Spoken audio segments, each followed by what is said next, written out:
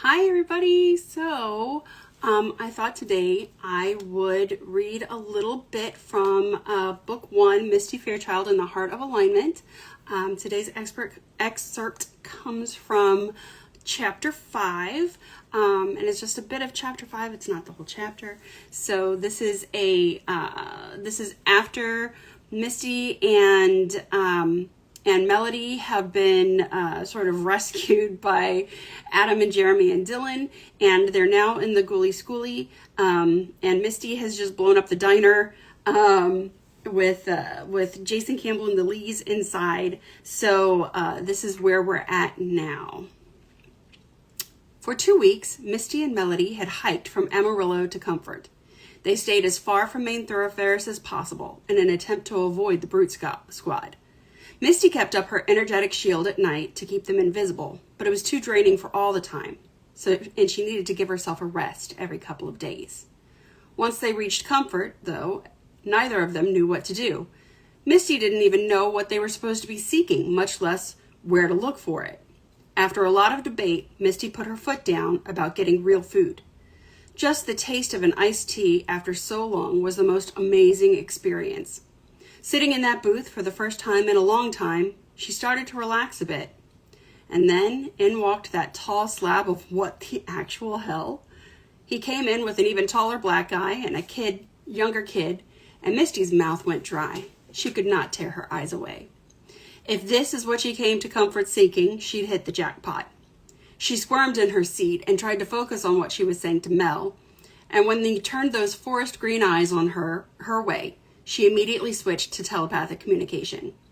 For the first time in a long time, her body sizzled with a need and want that seemed completely counterintuitive and thoroughly inappropriate.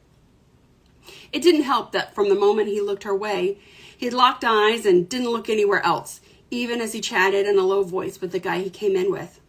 Tall, athletic, with dirty blonde hair and rugged good looks, like a chiseled Greek god. Misty hadn't wanted someone so much since Jason. Alarm crackled through her body as she became aware of his approach with the Lees, right before the door chime rang. Panic raced through her blood, and she shrieked to the green-eyed god's mind, "Help us!"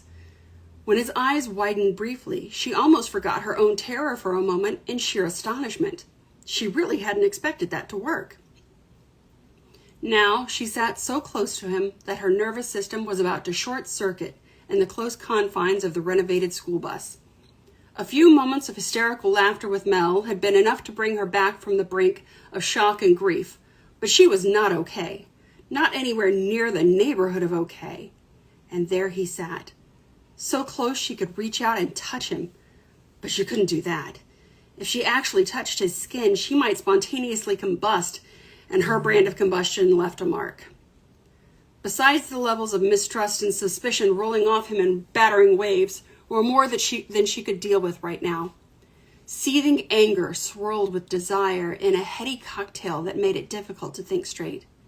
His eyes, green with flecks of the forest in them, bore into hers, as if he could pin her down and keep her from blowing everything up again with just his gaze alone. The problem was that potent gaze did nothing to cool her off in the slightest. Her eyes kept dipping to his full, sensual lips, wondering what they must feel like, taste like. She shook herself and ripped her gaze away. What was wrong with her? There was way too much happening to have these kinds of thoughts and feelings right now. She might have just killed Jason, for Christ's sakes. That thought was enough to sober her and pull her out of whatever spell Adam seemed to be casting with his broody looks. Her mind felt like it tipped on a razor's edge. If she thought about Jason, she would fall into despair. If she thought about Adam, she didn't want to think about Adam. She needed to think about surviving. Next steps. Trissa and Dr. G wouldn't let her and Mel go, especially if she'd just taken out their darlings. She closed her eyes to focus. When she opened them again, she looked anywhere but at Adam, instead taking in her surroundings. To all outward appearances, they seemed to be stuffed into the cramped confines of a renovated school bus, gutted and outfitted like a camper. But when she unfocused her vision slightly, she saw way more layers than made sense. "Hey, miss, what's wrong?" She turned to Mel, realizing she had risen and walked to the front of the bus, her entire attention mesmerized by what she saw in and around the driver's seat and engine area. None of it made any sense. Peering through the layers, she wasn't even sure if she saw an engine. Jeremy and Adam filled in the space behind her as she peered closely at all the gauges and dials on the console. Most of them made very little sense. Almost nothing looked like the mock-ups they'd worked with in the facility. Although she'd never actually driven a real car, she'd had hours of simulation training. Not that she believed they were ever really intended to put her or any of the cohort out on the road. But clearly, Jason was getting real-world experience, so maybe they did have a plan. "Where's the gas gauge?" Dylan snorted a short laugh, and she felt rather than saw the quick look of alarm Adam and Jeremy exchanged. She glanced over her shoulder at Adam, his face growing a shade pink. Her mouth turned up at one corner, amused to see him uncomfortable in a way that didn't include blame, suspicion, or rage. He looked like a kid caught with his hand in the cookie jar. "She's not supposed to see this. Protect the mountain." She raised an eyebrow at his telegraphed thoughts. Adam Rowan had secrets. "Huh," he said, hands on his hips. "It's, that one." He waved vaguely at the entire console. He and Jeremy exchanged musing shrugs. "It doesn't use gas, does it?" Misty guessed. Adam looked to Jeremy, who shrugged. No, it doesn't."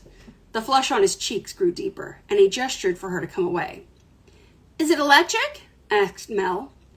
She had squeezed forward to examine the front with Misty, cottoning on to the fact that neither of them had ever seen anything so complex or intriguing.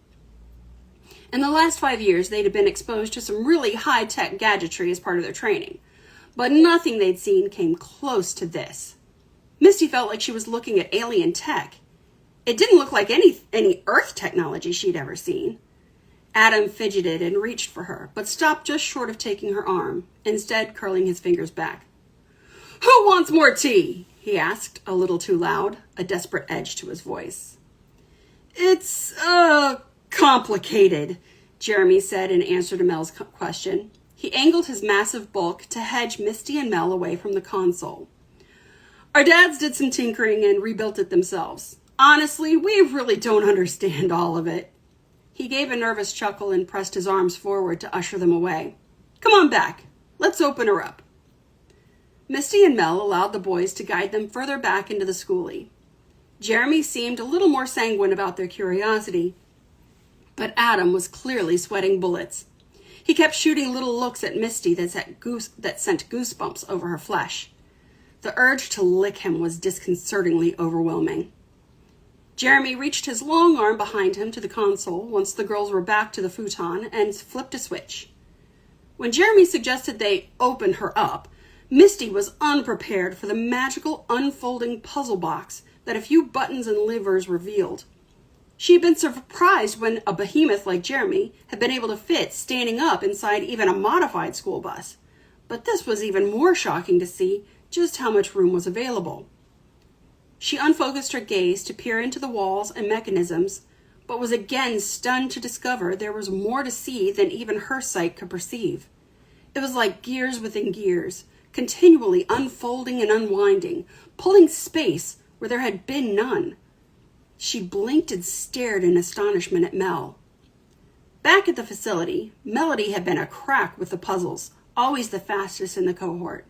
Right now, the look of delighted amazement on her face was almost worth all the aggravation of the last 5 years. Mel was going to pick this place apart piece by piece and then meticulously put it all back together again. And Misty was here for it. The sides expanded, bunks unfolded, more spaces opened, giving them all a lot more room to spread out. Everything was hidden behind intricately carved wood and beautifully delicate details. Still, even with her sight, which could see a lot, she couldn't see where all the space came from. Mel gazed about in wonder. "Oh my word, it's bigger on the inside!" Jeremy beamed. "You have no idea. And come see this." A few steps toward the back of the bus, there was an ornate wooden handle. He cranked it until there was a satisfying clunk. "Check it out." A frisson of misgiving from Adam pulled her attention back to him. He stood, arms crossed over his chest, eyebrows knit, mouth pinched. Jeremy seemed unaware of the fact that his cousin was shooting him a death glare, so enthralled as he was in showing off to Mel. Misty couldn't help a small giggle as Mel followed him in unabashed wonder.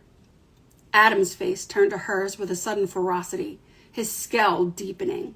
Her breath caught, not because of his anger, but because of her own visceral reaction to his notice. Even with the schoolie opened up to these ridiculous proportions, she still felt like she was too close to him. A desire to drape herself over his body flooded through her. His expression shifted slightly from anger to confusion, then something more heated as his eyes drifted down. He stepped towards her, his arms relaxing to his sides as his green eyes met hers again. A slow smile, the first she'd seen on him, tipped one side of his mouth. She leaned toward him, and he blinked, his mouth turning downward once more. The fuck? The thought drifted into her mind. He shook his head. Ain't got time for this shit. He turned away from her and stomped off after Mel and Jeremy. Make sure he's not spilling everything. She rubbed her hands briskly over her arms. A prickle on the back of her neck caused her to turn to find Dylan staring at her, his head tilted to the side, a thoughtful expression on his face. He crossed his arms and tilted his head the other way, without saying anything, just staring, gears turning. His thoughts were a lot less on the surface than Adam's. A mirthless, hysterical giggle burbled to Misty's lips, and she quickly scurried after Adam. She followed him to a ladder, up which she discovered an entire second floor on the back half of the bus. She had no idea where they could have possibly hidden a second story. Maybe they were using some kind of pocket dimension? She chuckled at the crazy thought. She wanted to be there when Mel took the whole thing apart to see how it all fit together. Where they had stashed the elements for the slides that opened up the downstairs into the size of a small apartment, she could kind of surmise. But this second story, she was in awe. She gazed around in wonder with her physical eyes and probed deeper with her other senses to make sense of this puzzle box of a bus. She ran a hand over the intricately carved wood and closed her eyes, feeling into the elements. The story that came back was delightful, intriguing, and generated more questions than it answered. Her previous notion didn't seem so crazy anymore, but she still didn't understand what she was sensing. She needed to meet the mind behind this exquisite work of art. A back door opened onto a small balcony where Mel stood with Jeremy. He pulled out 2 wooden folding chairs nested into the wall and set them on the tiny patio, gesturing for Mel to take a seat. The chairs were carved in a beautiful burnished cherry finish and upholstered in a plush purple velvet. Mel clapped her hands in delight and sat in the cozy chair. "This is genius!" "Thanks. My mom designed it. She loves puzzles and contraptions. The schoolie is full of surprises." Mel gazed at him in wonder. "Your mother did this?" He nodded with a hint of pride. Adam hung back, glaring at his cousin. Dylan bumped into her from behind, looking over her shoulder. "Do you have any idea what he's done here?" Mel asked. Jeremy's face split in a wide grin. "Nope. It's way above what I can figure out. But I know it's amazing." Misty shook her head. Mel had a much better idea than she did about what exactly Jeremy's mom had done here, but it didn't seem humanly possible. Who were these people? She inched forward, risking coming close enough to feel the warmth of Adam's body, just so she could look out over the balcony from behind Mel. The camping spot overlooked the Texas hill country, a rolling landscape dotted with low trees and brush. The setting sun peeked from behind the horizon, casting pink and orange beams across the valley below. Despite being on the road for over 2 weeks, she and Mel had been looking over their shoulders, not enjoying sunrises and sunsets. 5 years underground, and she didn't realize until the sweet, piercing joy she felt right now how much she'd missed the light of the sun. Misty's heart squeezed at the sight as it pulled up hazy memories of childhood and home, of sweeping live oaks and catching lizards And she couldn't remember. She was used to not remembering by now. But the pang of loss swirled up in the sweetness of the ecstasy of the moment. Her cells drank in the fading light as if their thirst would never be slaked. "It's glorious," she breathed. Mel sighed and reached a hand behind to take hers. "The schooling could be a little less purple," Adam said beside her, startling her into remembering how close she'd gotten. "Nope," Misty shook her head decisively. "It's perfect, exactly as it is." So that is a bit of chapter 5. I hope you liked it. If you did, please like, share, comment, and also don't forget to go to the link in my bio. My link tree contains the link to my Kickstarter. I can launch my Kickstarter as soon as I get to 100. So let's get to above 100. I'd love to see 250. 500, 1,000. Can we go for 1,000? Can we go for 1,000? Maybe. So please go follow my Kickstarter, where you can get books 1 and 2 in the special edition hardcover. If we unlock all of the things that we're able to unlock, there will be sprayed edges and foil and all of the great things and end papers, and it's really beautiful and gorgeous. So please at least go and check out what it looks like at my Kickstarter. And I'll drop some more excerpts. There's the P in there, but in the wrong place. And I'll keep you guys updated with how things are going. Thank you so much for sharing with my story, and I'll talk to you later. Bye-bye.